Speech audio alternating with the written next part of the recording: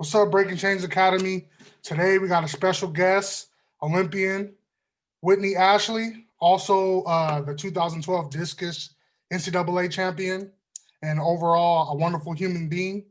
Uh, and I'm super honored to have her here today and kind of give us her story and her path on how she got to where she is today, and for you guys to kind of know more about her and be inspired.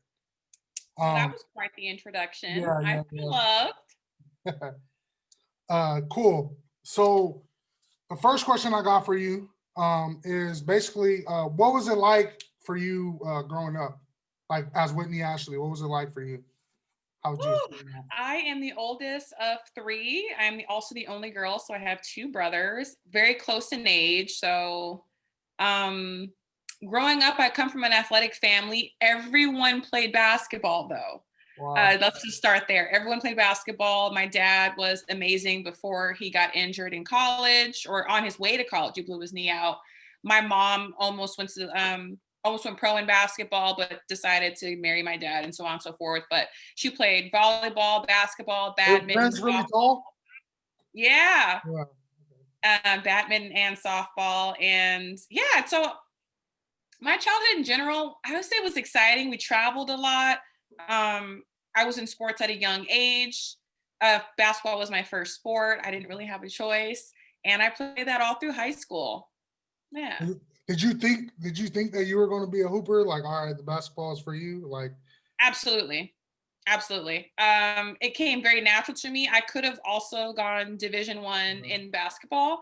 I was recruited to University of Santa Barbara, University of Nevada, TCU, and a couple other schools. But I made the decision. We'll talk about that later. I'm guessing, uh, but I made the decision to pursue track and field. And I mean, I'd say so that it you was didn't kind of a you decision. didn't say so. Like, where are you actually from?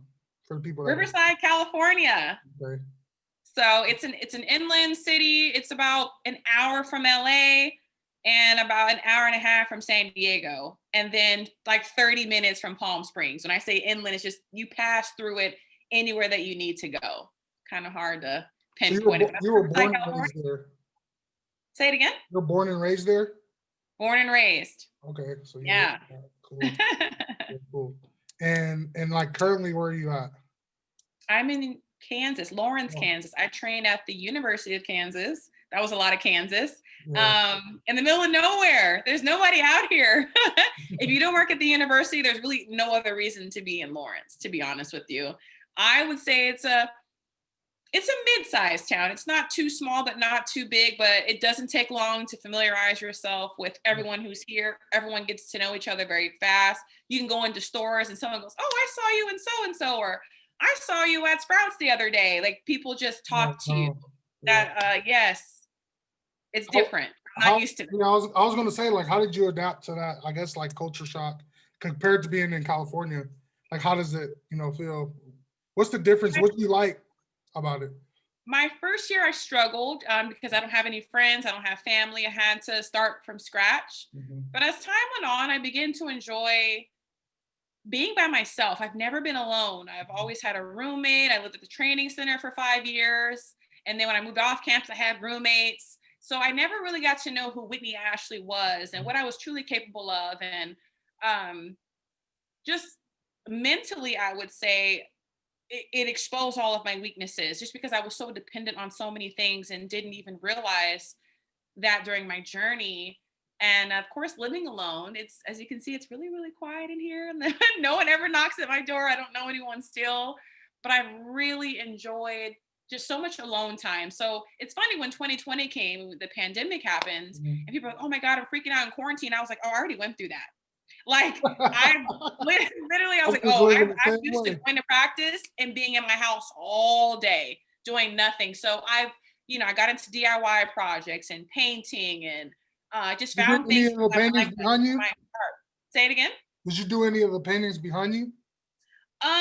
Yes. I don't even know if I can pinpoint it. You changed It's it. oh, it's not up there anymore. But I did. I did have a painting. But fun fact about these, they're all women artists and women of color. So I've Okay. gone through, I mean, whatever different kind of like farmers markets and like Yeah, art festivals. And then that one right there is my most recent one. It's actually me. yeah, that It's was nice. that's colored pencils.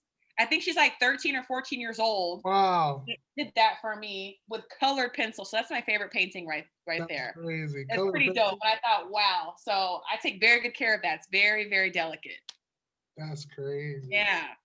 That's cool though. Just being in a different environment and having to adjust and stuff like that. What Yeah. do you miss the most about California?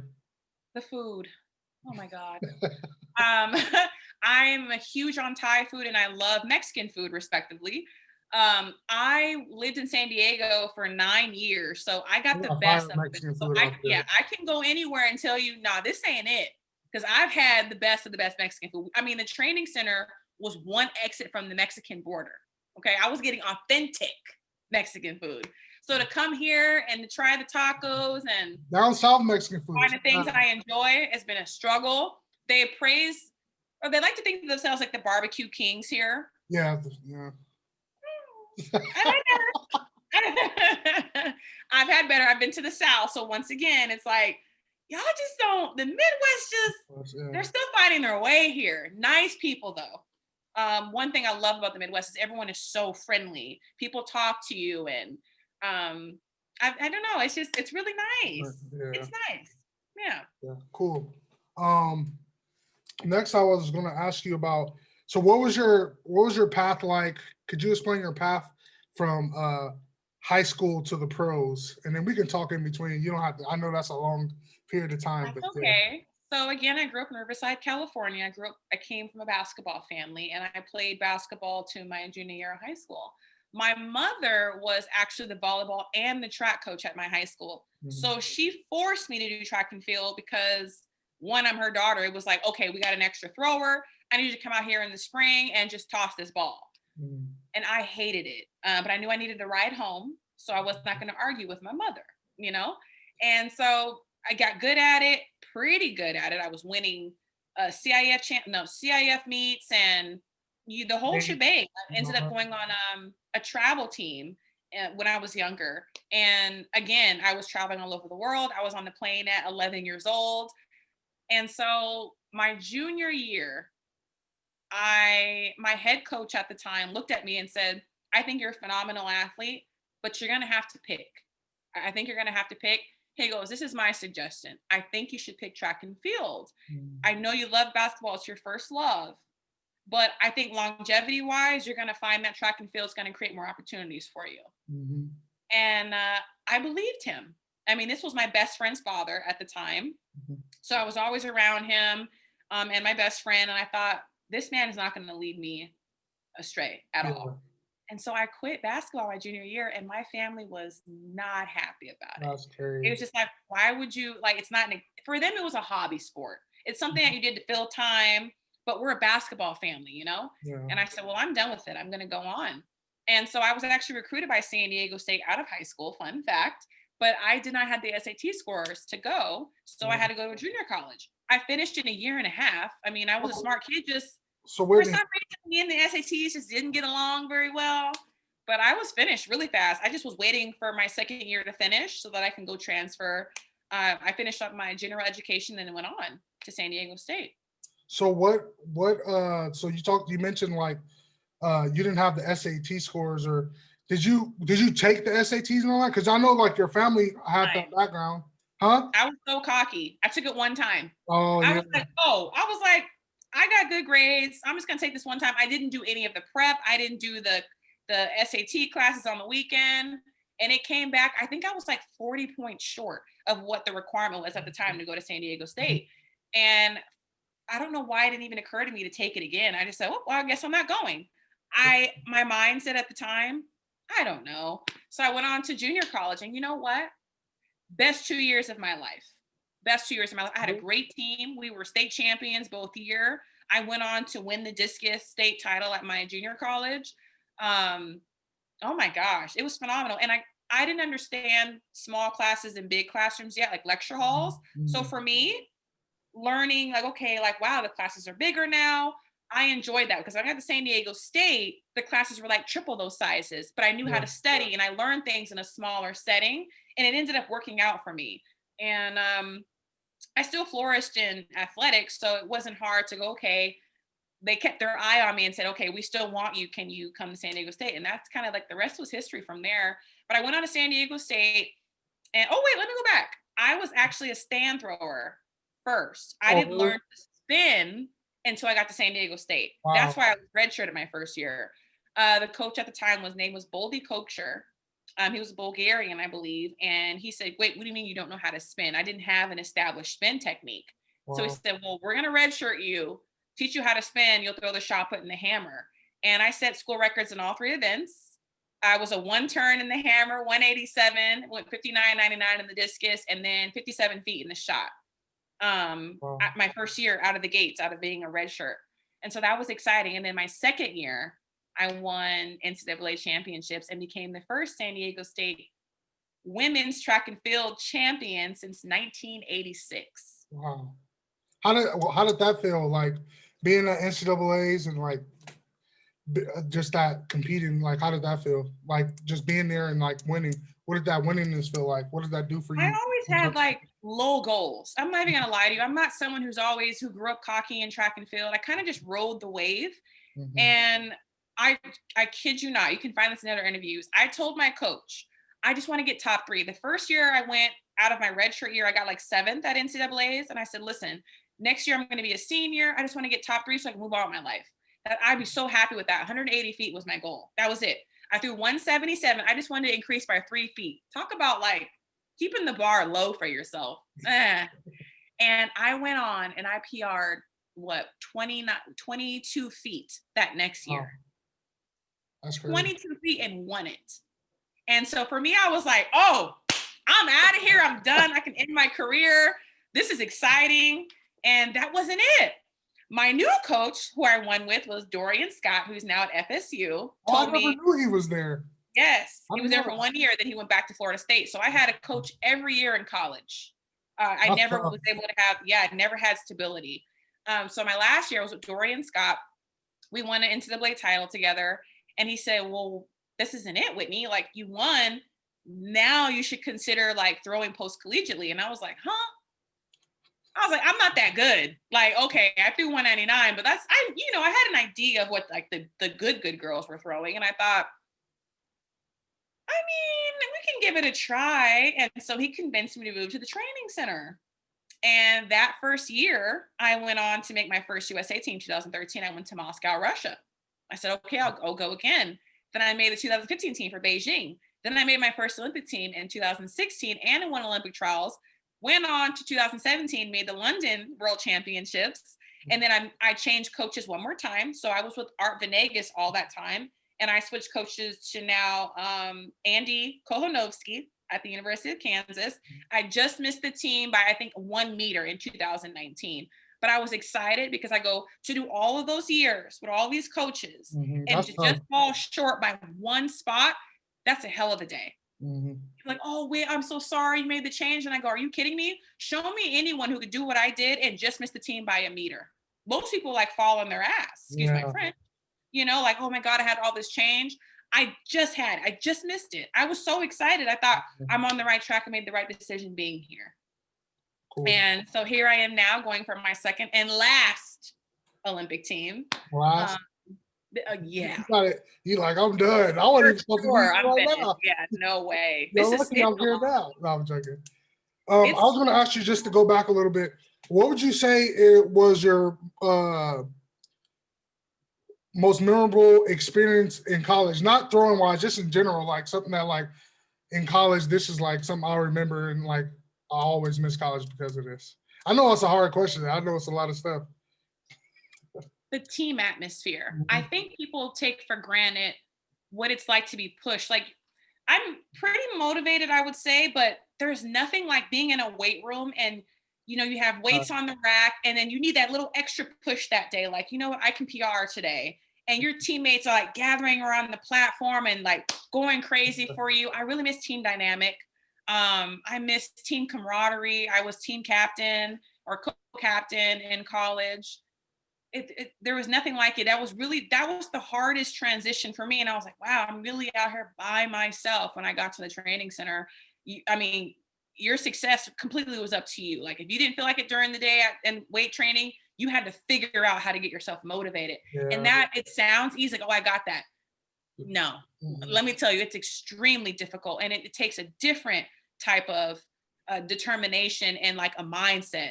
At that point, I understood that track and field is for sure mental. I thought, oh yeah, I can do this. It's a different kind of mental game when I became a post-collegiate athlete or a professional track and field athlete. Different game.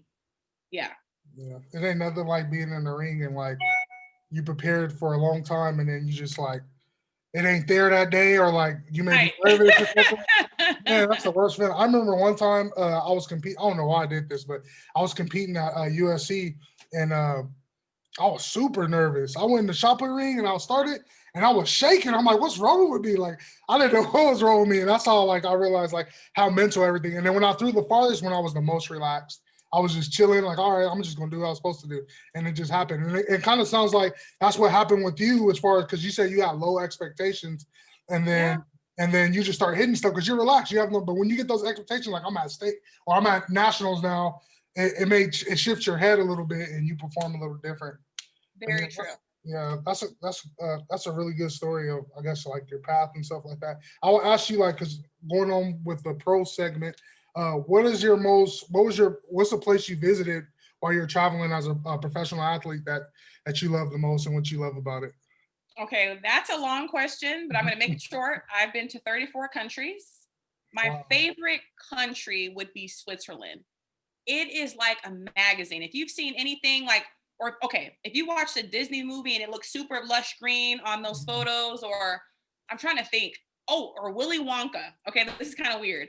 You know how like super lush and green his gardens were with all the candy? Yeah. It literally looks like that in Switzerland. It is so, you take a picture and you go, no, like this isn't, the backdrops are incredible. They have castles everywhere. The chocolate is chef's kiss. It's everything.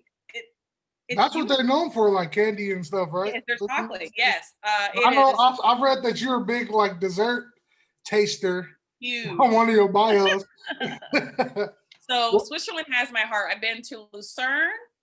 And where else? Where is the other one I'm thinking of? Lucerne is one of my favorites because they always have this little small meat that I like. And right in behind the discus ring is this huge castle. So you just feel like, at an episode of Bridgerton, if you watch that right now, and that's kind of what it feels like. I love being there. It's beautiful. You ever been to the motherland? It is on my list to go, and I'm thankful I haven't gone with track because you don't really get the experience with being in a country. You're in and out.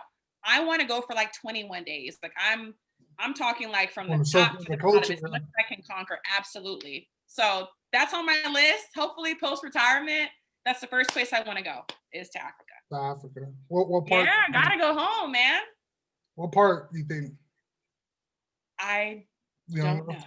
I'm not even gonna, I don't know. But it's interesting you ask, because when I'm talking to people or I'm at meets, a lot of African athletes do come up to me. Mm-hmm. They know that I have USA on my uniform, but they see a lot of their features in me. So they ask, like, what are your roots? And I'm like, I don't know. I'm not sure. But I got a lot of Somalians that come up to me, a lot of Nigerians. So I wonder, like, okay, this is kind of where I need to venture off to. I don't know, but somewhere to start. Got to get to the pyramids. So Egypt is like, I feel like it's a must. You've been to Dubai, right? Or no, you've been. I've been to Dubai. Yeah. For a Diamond League meet. It's hot. Different kind of hot. Yeah. That's crazy. It's like out there in Kansas is humid, right? Too. Extremely. Yeah. Oh my goodness. It hurts. And I'm like, okay, I've been in heat before. No, humidity trumps everything. Yeah. Don't let anyone. If you grew up in dry heat, is hot, but it's dry heat. In the Midwest, yeah. Yeah, 110, 120. It's weird. I can do it all day. 110, 120 in humidity. Take me out. Like, Lord, please, like, bring the rains. That's all I'm asking. Yeah. I've been in that humidity when I lived in Arkansas. It was terrible, and there's so many bugs. It was wild. I didn't know you lived out here. That's Well, right on the I lived in Arkansas, but it was like southern Arkansas toward Texas.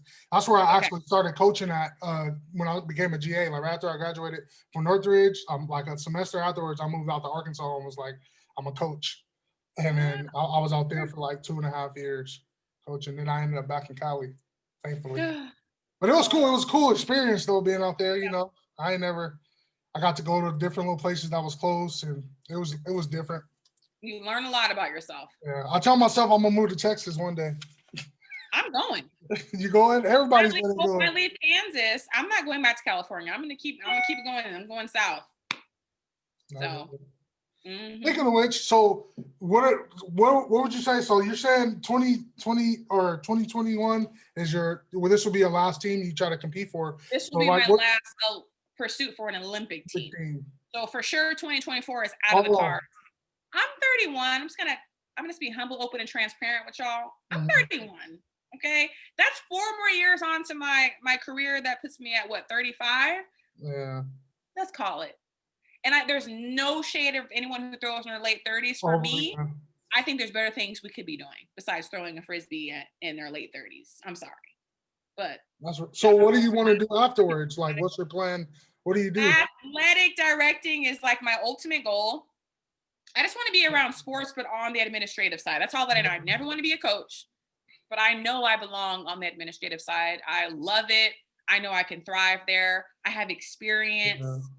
There's nothing like someone who was an athlete when it comes to administration stuff, because those people who make the rules, you go so out of touch. Come on. Yeah, they don't, it's like you think it's logical, like, okay, that makes sense. And I'm just like, wow, common sense really isn't common because they don't have the experience. So I really feel like I bring a different set of skills to the table, and they need me. Who doesn't want Whitney Ashley pulling up to the athletic department every day, you know? Yeah, I would say in general, like athletic departments around just need more athletes that actually competed for a long time or understand athletics, because it's so out of touch. Like administration and athletic department are just like, it's crazy how out of touch they are sometimes. Some schools you might get a guy but sometimes, I had the experience, right? I was at a school where the AD was the baseball coach. That's the worst. Well, you know, in high school. Yeah, it was like that. The football coach. Yeah. That's so funny. That's kind of crazy. Yeah, it ends up being like, not the best thing. So what would you say you learned about yourself during these times in the pandemic? Like, what did you learn most about yourself? That I'm stronger than I think I am. Mm-hmm. And I'm going to be extremely honest again. I made a suicide attempt in 2019, the summer after coming back from USA's. And this is before going into the pandemic, which is, people are like, what? I just felt like I couldn't catch a break from 2017. So when I left California to Kansas, although it's been amazing and I've come to this happy place that I'm into, I hit some real lows. I didn't know who I was. I didn't know what I wanted anymore. Everything was just really, really hazy. I just felt like I was on autopilot, which is crazy. When I tell you a dark point, but still training is like, wow, you're a different kind of strong, to just miss a team. And I was suicidal at USA's, Wow. Barely even there, faking it. And I was so miserable, just miserable. It had nothing to do with my coaches or track. It was me as an individual. I just didn't know who I was. Yeah. And again, being alone, coming here and not knowing anyone, I'm not really big on woe is me. So I don't get online and write these crazy paragraphs like, oh my God, today was just so bad. I fight alone in my room. I'm very prideful, and I journal a lot. And I just thought, wow, I'm really unhappy. So getting to the root of my pain, which I'm not going to disclose, but I do love y'all, but getting to the root of my pain and my traumas and combating those, asking for help. I think especially being Black in our community and our families, pain is something that we're taught to hide, or, it shows a sign of weakness. So I was very, very afraid, and I thought really, really badly of therapists, but I had to get help. And you know what, to get it all out and to go, oh, things weren't as bad as I thought they were. Does that make sense? Yeah. I was just It's the mindset. The mind, everything correct. yeah. If you keep one thing I learned, like if you keep, I guess this is one of the things I have on that I teach them within Breaking Chains. It's about like your mindset and using your superpower. And what I call your superpower is it's your conscious or your spirit. Like if I told you right now, if I told you to like, you can talk to me in your head right now, you can yell at me without saying a word, but you'll hear yourself.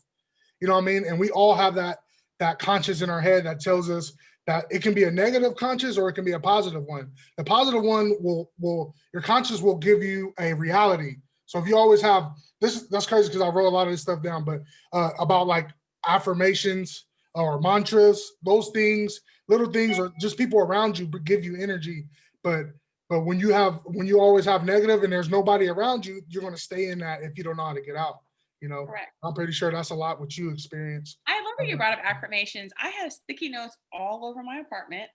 And when I don't hit those places anymore, but when I feel like, okay, I'm a little weak today, man, I roll through them. And I'm like, okay, it's just a constant reminder. It's not, and I used to always say this, it gets easier. It doesn't. Life doesn't get easier. You do get stronger though. You just have to remember the things that you did, or I don't know, we're constantly reminding yourself of who you are and what you're about and living with purpose. And purpose isn't always about like, oh, like finding, like it's self-discovery. I truly feel like that posing that question, like purpose is self-discovery. And I don't believe we're supposed to just wake up, work and die. Like exactly. Living it's so hard to explain when you've found this space, but living truly is living. I don't know how to explain. It's not being mechanical anymore. Yeah. It's not like being doing what you want to do. It's truly, it's mental freedom. You know, instead of trying to stay within a like structure, like this is when I by this age I need to be doing this and that. It's just like literally doing what you want to do and making sure that you're safe and positive and that you're actually doing something. Everybody have a purpose, I would say, but it's about how you go about it. Some people won't make it to it and some people will if they find it early, but you got to be conscious of like everything. Start like looking at it, your experience as learning tactics, or I guess stuff like that.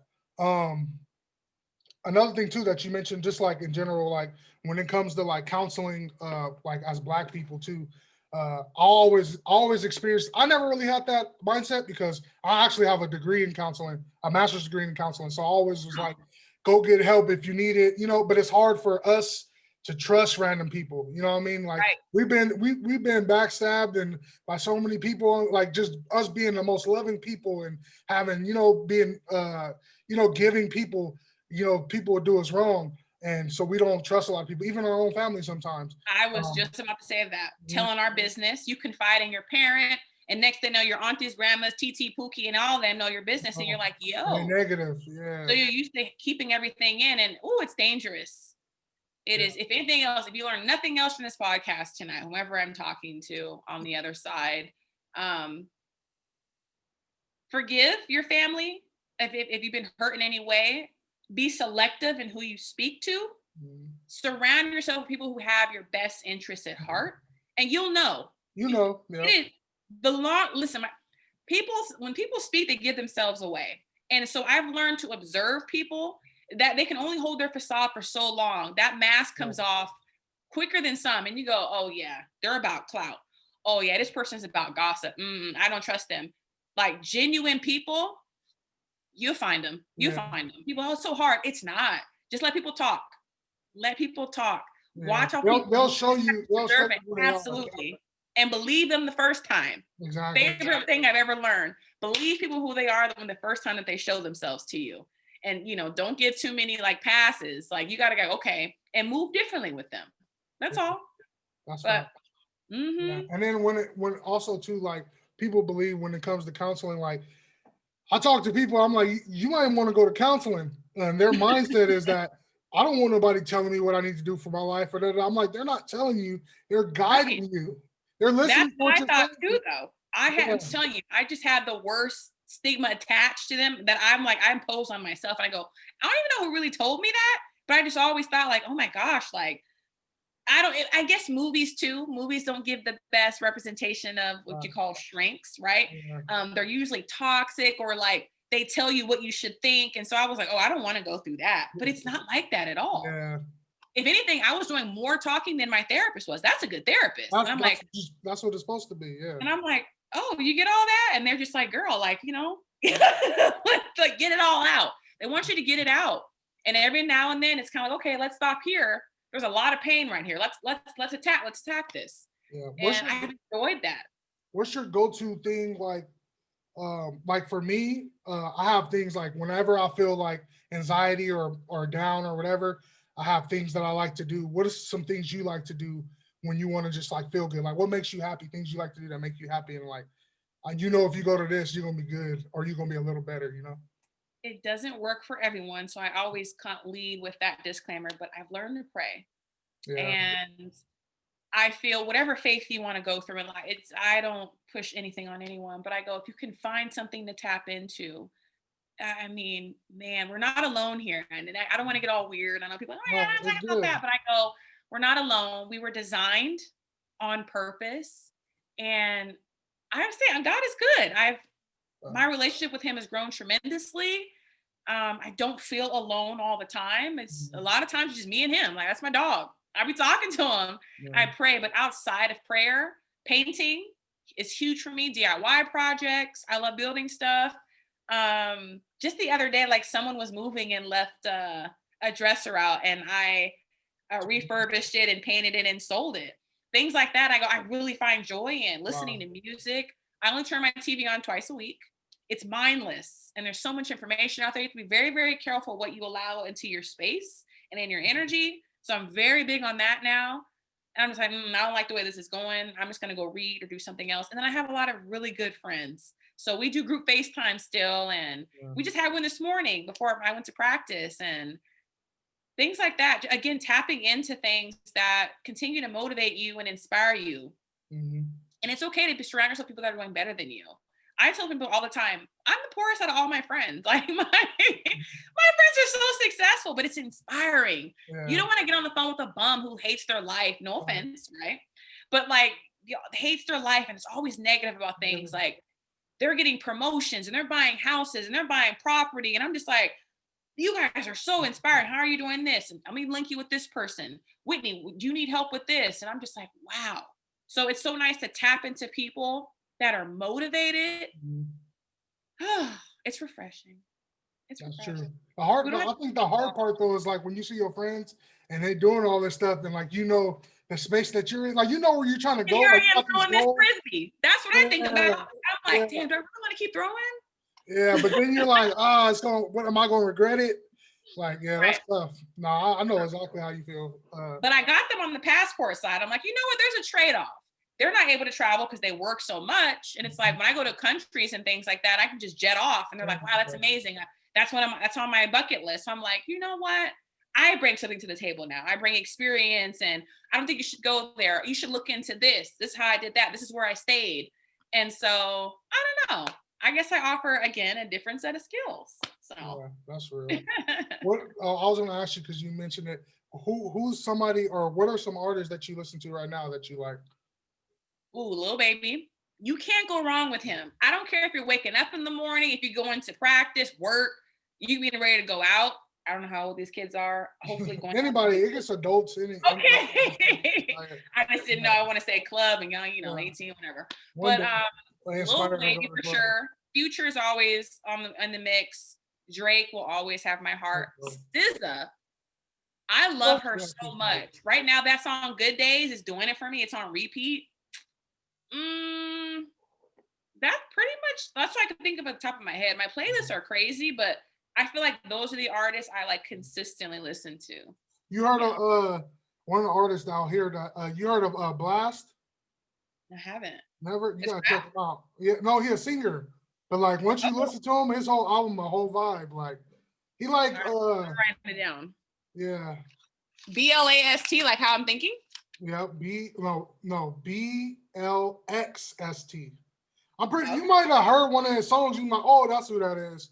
Probably one of them because he got, different stuff with like Ty Dolla $ign, Dom Kennedy, and stuff like that. Okay. But yeah, he cold. That's what a lot of people listen to out here, and then his whole album is pretty good. But yeah, Well, I you want to check appreciate that out. that. Yeah, give him a little self promote. No, I'm joking. But yeah, that's cool. We're gonna wrap it up. I'm just gonna ask you a couple more questions, and then we'll be done. I don't want to make this Right? too long, but it's been a pleasure having this interview anyway. Um, so what would I say? If what do you want people to remember you for? Uh, like when you're done throwing. I don't know how you're gonna take this. I honestly don't think I will be. Yeah. And I know that sounds so sad, but I don't think it's sad. It is what it is. Like I'm someone who's legit just rode the wave. I don't to this day Yeah. I don't love track, and I'm not Yeah. ashamed to say that. Mhm. I've been blessed with talents, and I just continued on. I just kept making teams, so I kept going. Yeah. And the only reason why I went for a second Olympic team, to be honest with you, is because I fouled out in Rio. When I got to Rio, you know, Wow. it is Yeah. what it is. It just did not go my way. It was terrible. And I thought, can I look myself in the mirror today or 5 years from now and not regret going to a second Olympics or attempting to? Did I give it my all? Did I do all the little things? I couldn't answer those questions. So I said, you got to commit to 4 more years. Even if you don't make the team in 2020, 2021 now, right? Even if you don't make the team, I know now I made the biggest change of my life by leaving California to the Midwest for a new coach, for a new opportunity. I changed everything. I've done the little things. I've changed my diet. I've gotten help for on and off the field. So Mhm. I've checked all my boxes now. So if Mhm. my career ended this summer or for whatever reason, Mhm. I am finally at peace with that. And Yeah, I 'cause used to you say did that everything as you like, oh, I'm could. gonna quit this year. But it all came from anger and things like that. But I am so content with my journey. I'm a fighter. It's evident. I just kept getting knocked down and get back up. So if anything, I guess if people choose to look into my story, Mhm. I guess that's how I remember about it. You know what? She never got a medal. She wasn't like the most talked about or anything like that. But I'm so You're sorry. good. I'm sorry. I thought it was on Do Not Disturb. But yeah, she wasn't the most talked about thrower, but man, this girl, she was a fighter. And that's got to be some Mhm. people's story. Not everyone's going to make it to the podium, Yeah. you Not know? everybody gonna make it past trials. I mean, You well, already that, did that. you know? And I heard So like that's like the hardest. That's the hardest thing out of most of it, besides being there. But it's just getting past trial because how good America is, and just in general the nerves and stuff. So yeah, you accomplished a lot, and the good thing is that you know that where you want to be at, and when it's an end for you. Some people don't know, and they just be going on and on. But you seem like you like, all right, this is what I set up. I'm doing everything I'm supposed to do, and and that's what it's gonna be. honestly. Okay, I'm sorry. How do you do not disturb your laptop? I don't know. I don't know. I just got a MacBook just this week. I am so sorry. It's Like, fine. this is so rude. I don't know how to do it. I do not disturb my phone. I've never had an issue with it going to my laptop. Yeah, yeah. Hopefully, I mean, I'm I'm about to wrap it up anyway. So you'll be good. The last question I'm gonna ask is, what are you going to take from your experience of being an athlete into your new path in career and in life? What are you going to take? Like this is what I learned from this. This is what I'm going to take into my new path, and then that'll be it. You know what? I love this question. I really Mhm. do. Because I have experienced so much adversity, I know that I'm going to walk into a new venture with just like really tough skin and not easily raffled, and I can think on my feet. Mhm. Also, just being an athlete, the level of the level of mental strength that it takes, and again, being able to think on your feet in like sticky situations, things like that. Um, Working with different kind of people and track and field, you can go off to a different country. Now you're with people who speak this language and speak that language. You got to learn how to adapt. Um, I feel like those are the top three Yeah. things. Learning how to adapt and work with different kind of people and thinking on my feet is what Yeah. I'm going to take into my next venture. It's a must. I think just for survival in general, you got to be able to pivot no matter where Yeah. you are in life. You can't, be complacent all the time with where you are. You got to learn how to move, and the world is changing. It's so crazy. And make this quick, but like we think about our parents, right? Who like really struggle with like basic things on laptops and like, you know what I'm saying? Like the world, like we're just doing things so differently. So you got to learn things really, really fast. And I guess that's it. I Yeah. guess that's it. Yeah, those some good things to take in that you learned. That's good. Well, thank you so much for coming on. I hope people get inspired and about your journey and how you got there. Keep going. Yeah, It's not always going to make sense. yeah, exactly. You're not in control. You'd be surprised. Control what you can control. That's all we can do. Let the rest happen, huh? That's it. Control what you can control, man. Roll with the punches sometimes.